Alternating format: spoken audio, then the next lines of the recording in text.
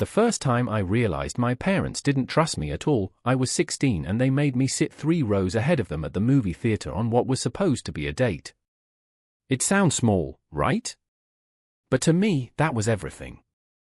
My name's Hannah Carter, I'm from Dayton, Ohio, and if I'm being honest, I grew up in a house where a safety was just another word for prison. My mom and dad weren't abusive in the way people usually mean, they didn't scream at me or hit me. No. They locked me down with apps, rules, and walls I wasn't allowed to climb. Life360 was their religion. My every step tracked, my every destination approved in advance, my every outing double-checked. Boys? Forget it. I wasn't allowed in a car with one, not even to study. If a guy wanted to hang out, it meant my dad sat in the living room pretending to read while glaring over his glasses every 5 seconds. For months into dating my first real boyfriend, Ethan Ross, I thought maybe, just maybe, they'd loosen up. I mean, I wasn't a kid anymore. But when I asked if Ethan could take me to homecoming, they agreed, with conditions. My dad would drive us there, wait in the parking lot until the dance ended, then drive us home. No after-party, no dinner, not even 5 minutes of fresh air alone together. I wanted to scream. So the day after, I did what every suffocating 16-year-old does, I vented to my best friend, Kayla Miller, during lunch at school. Kayla was the opposite of me, bold, mischievous, always testing boundaries. She didn't live under a microscope like I did. And when I whined about my parents, she just smirked and said, then trick the system. Sleep over at my place Saturday. My folks are out of town. They'll think you're safe here while you're actually at the party. It was reckless. It was brilliant. It was the first taste of freedom I'd had in years. The only problem was Life360. My parents checked that app like their lives depended on it. If I so much as biked 2 blocks farther than usual, I'd get a text, "Where are you going?" But if I left my phone at Kayla's, the map would show me tucked away in her cozy suburban house while I was somewhere else entirely. That Saturday, my mom actually walked me to Kayla's front door like I was 6 years old. She stood there chatting with Kayla about study plans while I smiled so hard my jaw hurt. Inside, I wanted to melt into the carpet from sheer humiliation. Kayla played it cool, though. She'd even laid out snacks and textbooks to sell the cover. The second my mom's car turned the corner, we sprinted upstairs. I pulled the black dress I'd hidden in my backpack, the one that had been living in my gym locker for weeks. Kayla handed me her heels and started working on my makeup with the skill of a YouTube beauty guru. By the time we finished, I didn't even recognize myself. For the first time ever, I looked like the kind of girl who belonged at a real high school party. At 7:30, Ethan pulled up in his car. My heart nearly exploded just stepping into the passenger seat, no parents in the rear view, no rules buzzing in my pocket. Just me, 16 years old, finally free. The party was at a guy named Ryan Keller's house. His parents were gone for the weekend, and when we walked in, the place was already packed. Music blasted through the walls, kids I'd never met before laughed like they'd been born knowing how to do this. For once, I didn't feel like the sheltered girl with helicopter parents. I felt normal. In the kitchen, a long counter was lined with red plastic cups and a bowl of bright pink punch. Ethan handed me one, grinning. "Don't worry, I'll keep an eye on you tonight." The drink was sweet, almost too sweet. Strawberries with something else sharp underneath. I downed it faster than I should have, nerves buzzing in my chest. That's when things started to blur. It was little at first, the edges of the room softening, the laughter around me echoing too loud. My body felt heavier than it should, like gravity had doubled. When I turned to tell Ethan, my words came out slurred, foreign even to me. He noticed immediately. His smile dropped, his face going pale. He grabbed me by the waist, half dragging me toward the bathroom that suddenly felt a mile away. My legs stopped working. My vision flickered like a broken TV screen. And somewhere behind us, I heard another voice, sharp, panicked, shout, "Somebody call for help. Something's wrong with her." The rest came in fragments. Cold air hitting my face. Voices arguing. The distant wail of sirens. And then nothing. Just silence. But that wasn't the worst of it, not even close. When I woke up, the first thing I felt wasn't pain. It was emptiness. The hospital lights above me buzzed faintly, white and sterile, while an full line trailed into my arm. My lips were cracked, my throat raw, and for a split second I couldn't remember why I was there. Then I saw my mom standing in the doorway. Her face wasn't angry like I expected. It was destroyed. Tears streaked down her cheeks, her shoulders shaking as she whispered my name over and over. My dad hovered behind her, pale and rigid, like his body had turned into stone. The shame hit me harder than any lecture ever could. They knew. They knew I hadn't been at Kayla's, that I hadn't been safe like Life360 told them. They knew I'd lied. The doctor said I was lucky, whatever was in that pink punch could have killed me if I'd had more. 3 other kids from Ryan Keller's party had ended up in the ER too. Ryan's older brother was arrested for tampering with the drinks. I should have felt relief, like the nightmare was over. But something inside me twisted instead. Because the pieces didn't line up. Ryan's brother wasn't anywhere near me when the room went dark. The last face I saw was Ethan's. Weeks passed in a blur of silence and doctor's appointments. My parents hovered like prison guards, terrified to let me out of their sight. But no matter how suffocating they got, there was one thing I couldn't tell them.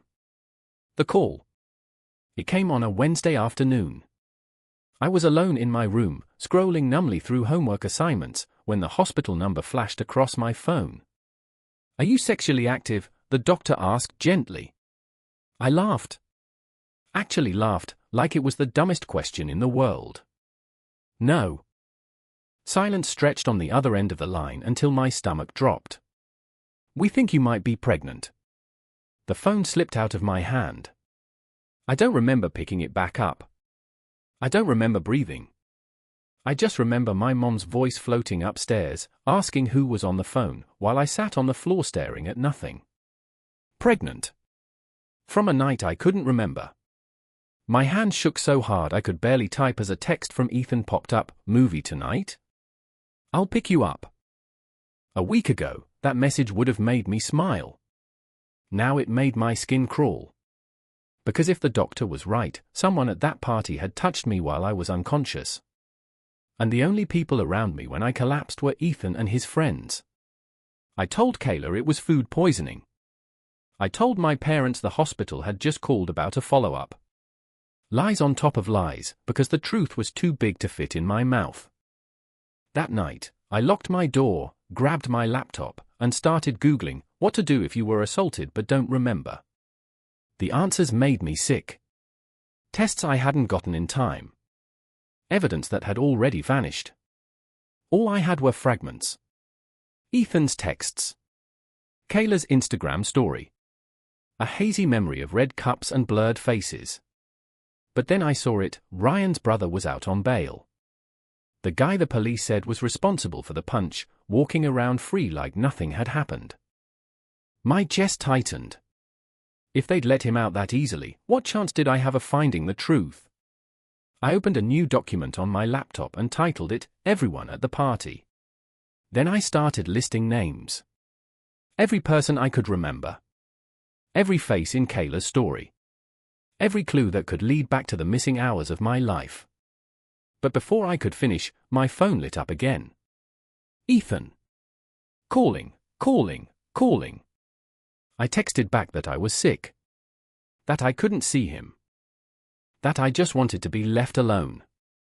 His reply froze me in place. "I'm outside. I saw your light on. I'm not leaving until we talk." My heart slammed against my ribs.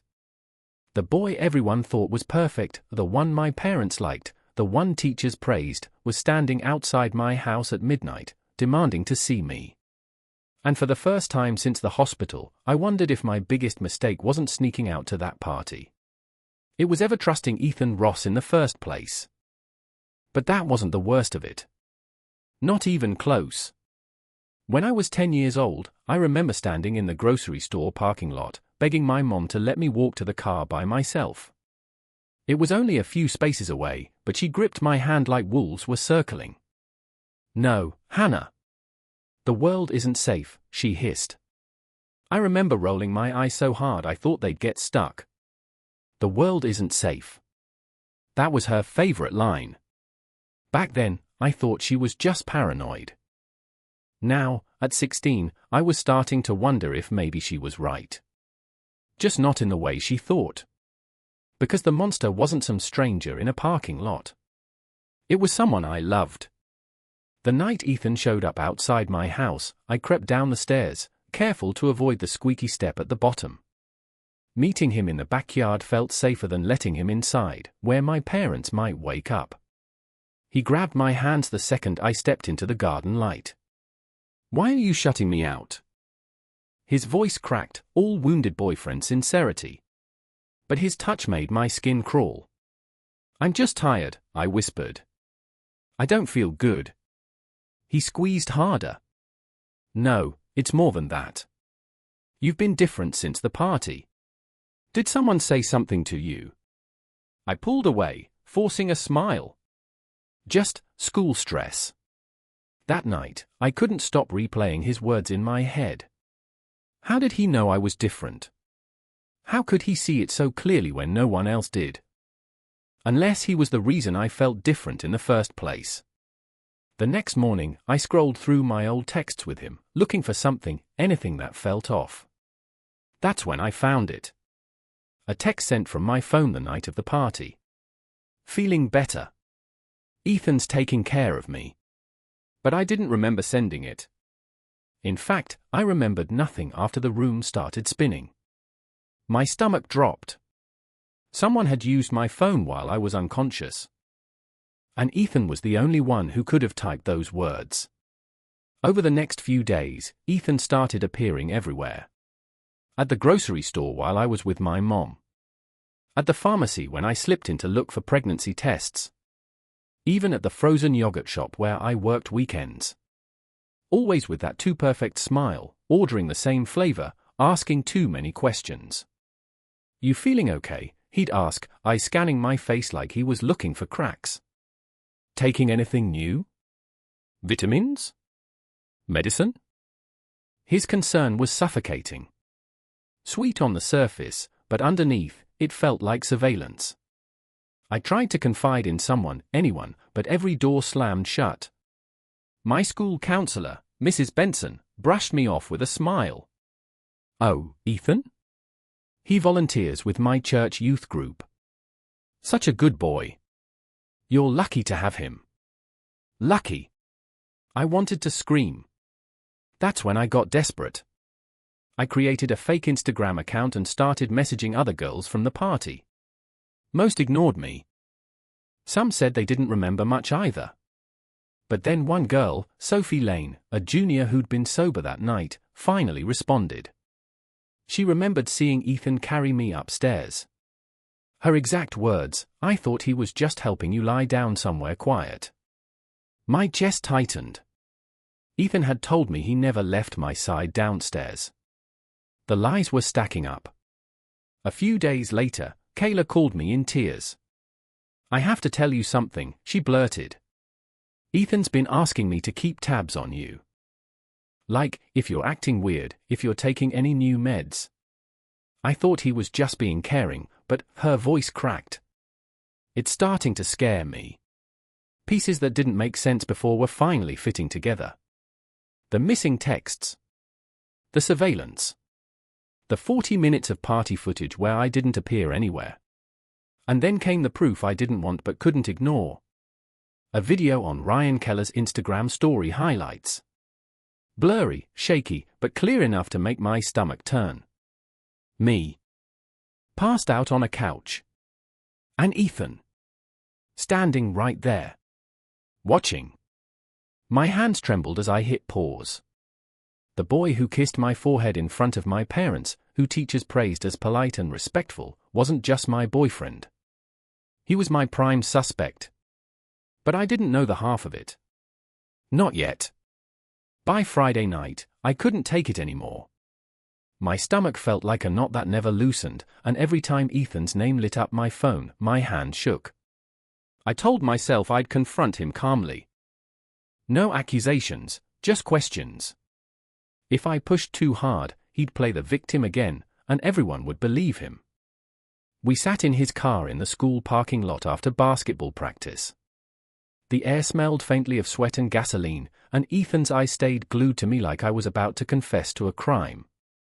"There's something I need to ask you," I said, voice steady even though my pulse was racing. "During the party, there's a 40-minute gap where nobody saw me. Where were you?" He froze. For the first time, his performance cracked. But instead of denying it, he leaned back and let his eyes fill with tears. "I can't believe you don't trust me, Hannah. After everything I've done for you." His words hit like a punch. He flipped the script so smoothly that for half a second, I wondered if I was paranoid. But then I remembered Sophie's message. The Instagram video. The fake text from my phone. No. I wasn't imagining this. Still, when he grabbed my hand and whispered, "I'm the only one who really cares about you," my throat went dry. Because part of me wanted to believe it. And I think he knew that. By Monday, the rumors had started. People whispered in the hallways. "She's gone crazy. She's paranoid. Poor Ethan, imagine dating someone like that." It was textbook gaslighting, and it worked. Even Kayla, who'd admitted he scared her, started second-guessing. "Maybe you're overthinking it, Han." Ethan. He'd never. But not everyone was blind. Tyler, one of Ethan's teammates, stopped me after chemistry. His voice was low, like he was afraid someone would hear. "I'm sorry for what he did," he muttered. "What do you mean?" My heart pounded. He shook his head instantly. "Forget I said that." He bolted before I could press further, leaving me clutching my books with trembling hands. The next day, I found something worse. My grandmother's silver necklace, the one I'd worn to the party and thought I'd lost forever, was sitting in my jewelry box. Perfectly clean, no scratches, no dirt. I hadn't put it there. Someone else had. Someone who had access to me while I was unconscious. The realization made my stomach twist.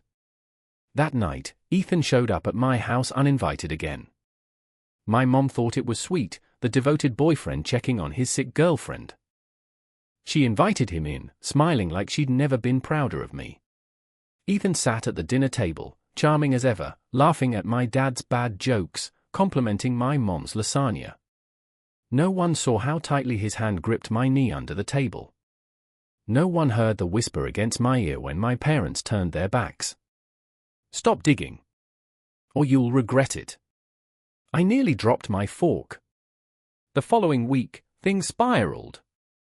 Emma, Ryan's girlfriend, texted me saying she had something important to tell me.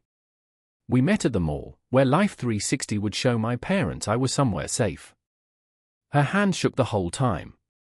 "I saw him," she whispered. "Ethan. Upstairs."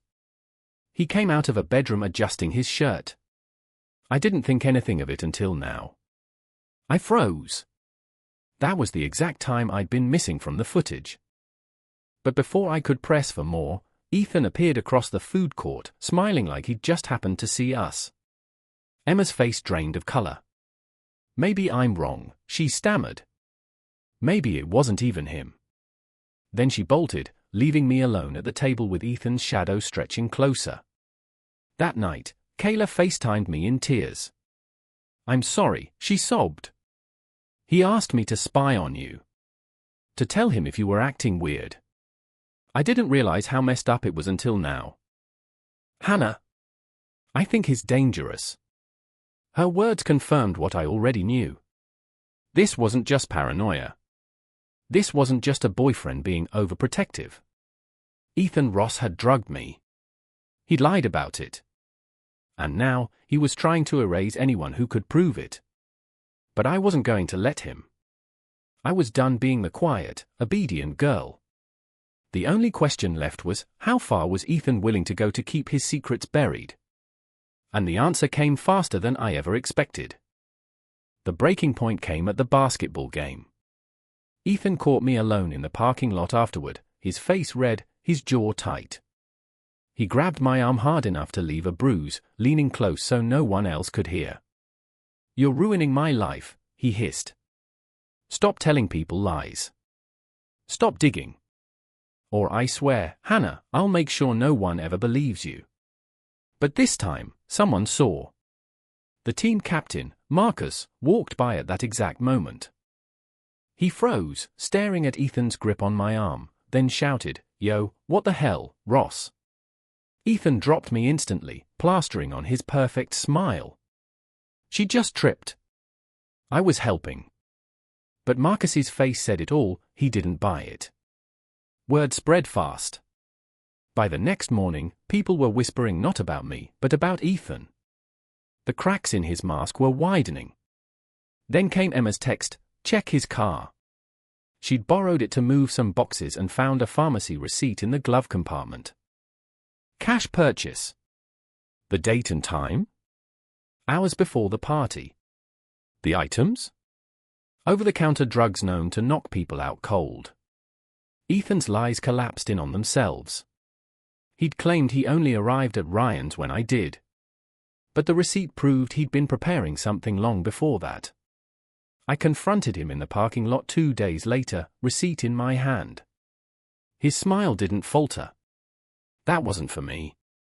"Ryan asked me to bring supplies?" "You can ask him." So I did. And Ryan looked at me like I was insane. Supplies? I never asked Ethan for anything. That's when I knew. No more doubts, no more excuses. Ethan wasn't just the perfect boyfriend with a temper. He was my attacker. And I wasn't his only one. I wasn't prepared for how quickly things escalated. Ethan's parents, wealthy, connected, powerful, sent a lawyer after me. Letters showed up at our door accusing me of defamation, threatening to pursue damages if I didn't stop spreading false rumors. But I wasn't alone anymore. Kayla switched sides completely, horrified by what she'd seen. Emma came forward too, shaky but determined. And then Tyler, the teammate who'd slipped that apology, finally admitted the truth. Ethan had been slipping things into drinks for years. One by one, other girls stepped into the light. Some had left parties early feeling too sick. Some had missing hours like I did. The pattern was undeniable. Together, we built a case. Not just in court, but in the halls of school, in the whispers of classmates, in the eyes of teachers who could no longer look at Ethan like he was the golden boy. When Ethan's family dragged me into court with a defamation lawsuit, I was terrified. But that fear turned into fire the moment my lawyer subpoenaed his phone records. Every lie unraveled under oath. Every timeline contradiction got pinned down.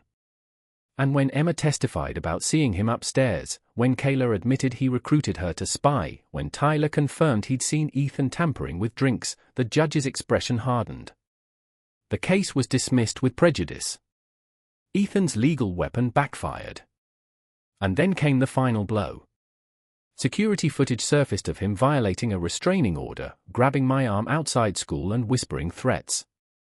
With that, his concerned boyfriend act disintegrated for good. His family packed up and left town within the week, trying to outrun the ruin. But their money couldn't erase what everyone now knew. Months later, as I stood on stage at graduation, I looked out at faces that once doubted me. The whispers had changed. Now, they weren't calling me crazy. They were calling me brave. But the word didn't fit right. Because bravery wasn't what got me here.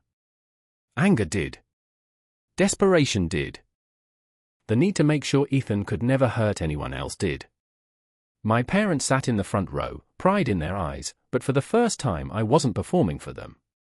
I was speaking for the girls who never got the chance. I thought about that night, the red cup in my hand, the sweetness masking poison. I thought about waking up in the hospital with no memory of what had been stolen from me. And then I thought about Ethan Ross, the boy who thought he could bury the truth under lies, lawyers, and charm. He was gone. But his shadow still lingered. Because sometimes, survival doesn't end when the monster leaves town. Sometimes, survival means waking up every day knowing he was real.